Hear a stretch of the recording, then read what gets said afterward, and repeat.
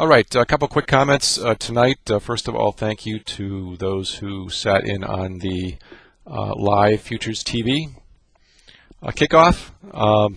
We had, I think, up to 140, 150 people there at one time. Good news and bad news. Good news is I guess there continues to be some interest. Bad news is the operator, me, is still trying to learn how to record them. So I didn't realize that you have to push the button twice and not just once.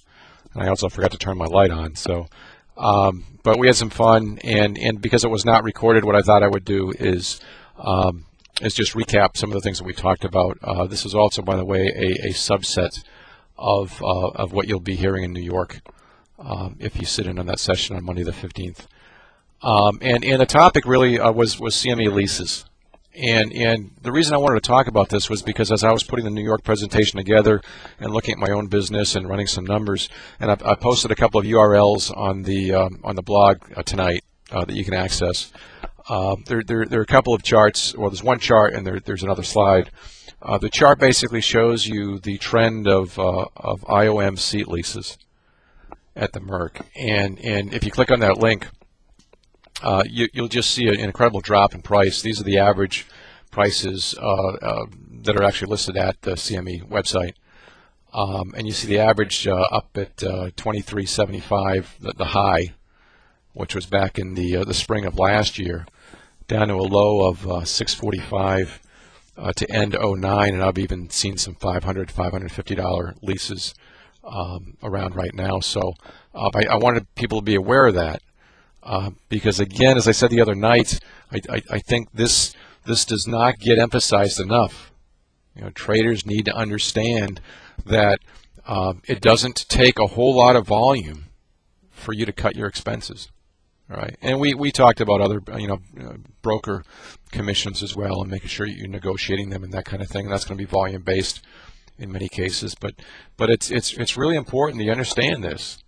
I mean, the numbers are shocking. From $2,400 down to $600-$500, and we talked a little bit about why that is.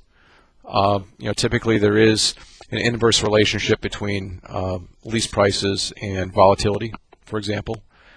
It is all supply and demand. There's been some speculation that demand has been cut back for other reasons as well, such as the restructuring of certain electronic memberships, where you don't need one membership, you can actually do it multiple under one.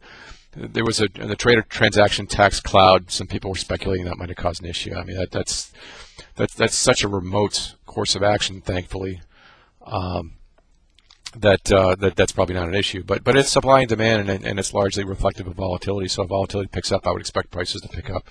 So anyway, that's the one slide. The other slide just shows you the break-even analysis, essentially. And as I told the group today, it's a little bit complex to do this because the Merck restructured their lease pricing, or their commission pricing, last fall. And so they went from a really easy to understand deal to a very convoluted, difficult to understand deal. But anyway, this breaks it down for you, and it shows you the cost savings at different increments. And essentially, for example, if you take the $800 lease, which is what I'm paying for my current lease, and you divide it by the amount of savings you would realize if you were a very light volume trader. Okay. It takes 62 contracts on average per day to break even, and if you go back to that other slide, at that lower price, at the 645 price, it only takes 50 contracts per day. So I want to make sure that people are aware of this, because a lot of your brokers won't tell you this. The commissions are bundled. Usually you see one rate. Part of it goes to the broker, part of it goes to the Merck. The part that goes to the Merck is set in stone, and you can go to the CME website, cmegroup.com, and you can actually see what the price schedules are. Okay, and this slide, really spells out the savings. Again, for that piece, the other piece is again what your broker gets. Okay, so that's really what I talked about tonight. In terms of some general Q&A, we talked a little bit about I guess, my transition to trading. And please understand when we do these, I'm not intending on teaching formally in the sessions. It just wouldn't do it justice. And also we talked about the continued ideas of live trading and pocket cams and that kind of thing. And what I told everybody was in addition to the legal issues, and as much as I would love to do it, and I'll be the first one to raise my hand if anyone wants to structure something where it's doable and it's viable, I'll be the first one to sit down there, because I really want the transparency.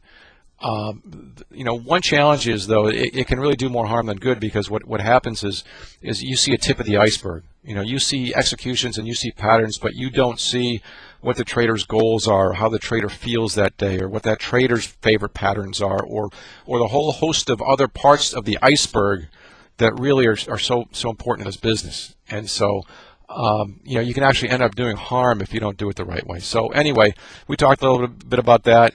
We're going to keep doing these Wednesdays, 4:30. Have some fun with it.